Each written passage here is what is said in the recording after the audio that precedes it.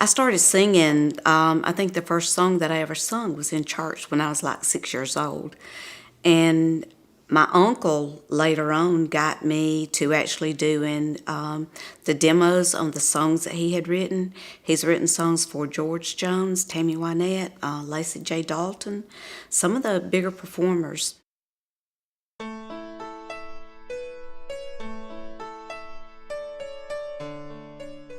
My teeth were chipped, broken all to pieces. They could not be repaired. The only solution was that they be pulled. I did not want to perform anymore at all because there was such a loss of confidence there.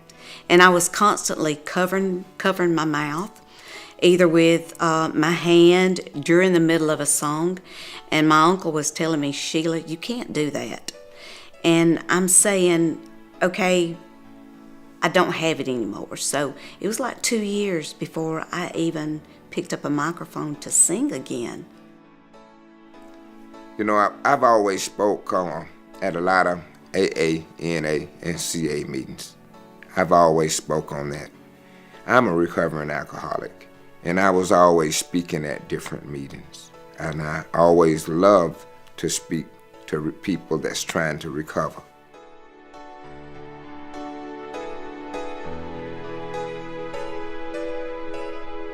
I was ashamed to walk around without teeth. I didn't go out in the public very much. The only thing I went out in public for actually was to make my doctor's appointments. I wasn't dealing with the public, period. I just had this fear. One day you have a smile, and the next day you don't. And walking around for a number of days without a smile, without any teeth, was pretty traumatic in itself. What I do for a living is I'm the safety director at a construction company. And what I do is training, which means I have to communicate with people. And if you can't open your mouth, it's real hard to communicate. You're embarrassed. You don't see your friends as much. You actually kind of close in and you do what you have to do. You don't want to go out in public.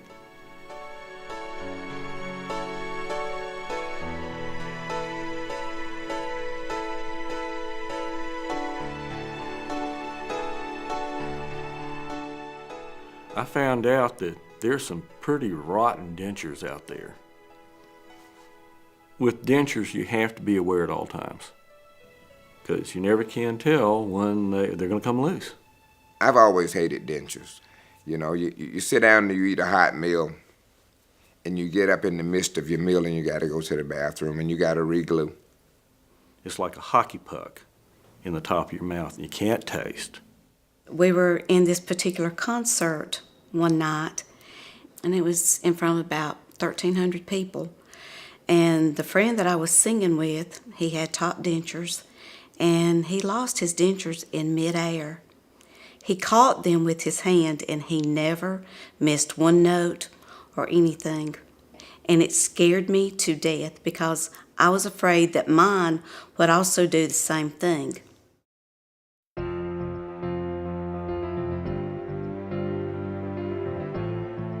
But I didn't find any place I felt as comfortable as at the clinic. It was home. They gave me all the answers I needed to make a good informed decision. I'm really proud of these teeth, and I didn't go through a lot of pain while I was having this procedure done. It's the best procedure that I ever had done. I never thought something could be so simple and actually look so good. It really was a great experience for me. They actually took pictures of my teeth before the wreck, and they were able to match them exactly. Just like looking at my mouth right now is looking at my mouth 30 years ago. I would recommend them to anybody. I really would. I love them. They have worked miracles in my life.